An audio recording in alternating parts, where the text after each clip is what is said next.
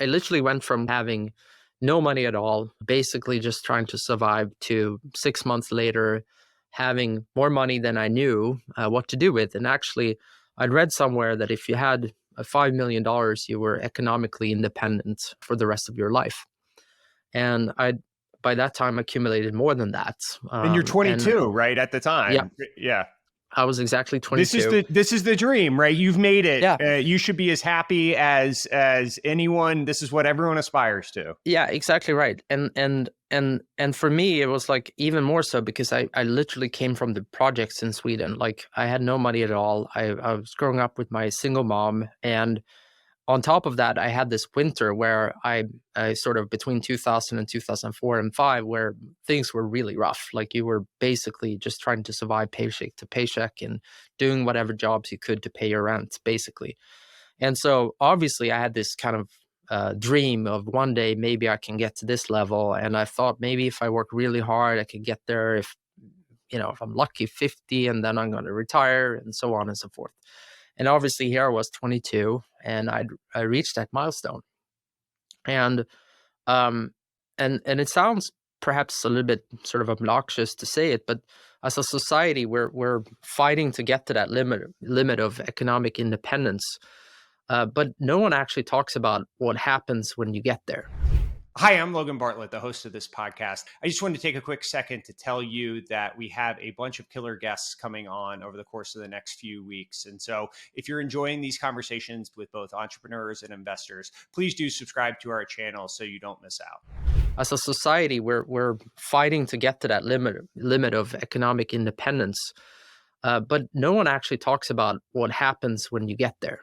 Instead, you're just hearing from these rich people how like money doesn't mean that much and so on. Well, it certainly does if you have none. I can tell you that.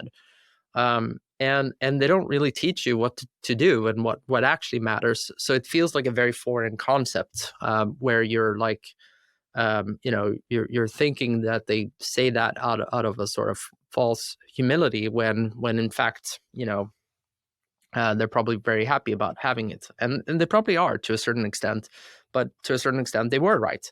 But no one taught you that. And for me, as a funny sort of side note, I actually learned how to speak English through watching MTV. And my favorite program at that time was like Yo MTV, which is the rap part. And so you watch MTV Cribs and you watch kind of all of these like great places that these rappers are living in and rock stars are living in. And it's always these kind of filled fridges with like all the drinks in different colors and like all that stuff. And so I was like, I made it. This is the life. So now I'm finally going to be able to get to the really cool nightclubs. I'm going to get all the girls that I could never get beforehand, and I'm going to be one of the cool people. And I thought literally for a while that would make me happy. And so I spent a bunch of time doing that, spraying champagne on people in central Stockholm. I try to hook up with the girls I could never get before, somewhat embarrassingly. And some of them you could actually succeed with. But I realized that, they didn't want me for me. They wanted me for the status that it provided. And because I probably offered them free champagne and hung around the cool people. And I realized many of these people probably wouldn't be there unless I had money. And that got me to be pretty depressed because, again, I didn't get into tech to get rich in the first place. And I, it wasn't one of the things that made me happy either. So tech in itself made me happy. Music made me happy. And so I went on a number of months of soul searching of what I really wanted to do. And I realized up until that point in my life, there's basically been two interests in my life. One was music and one was technology. And I was thinking about that. And during the same time, I met my co-founder and we started spending more time because he had just left the company that acquired my other company. And we started hanging out together, and he had made an IPO and he made even more money than I made by an order of magnitude more.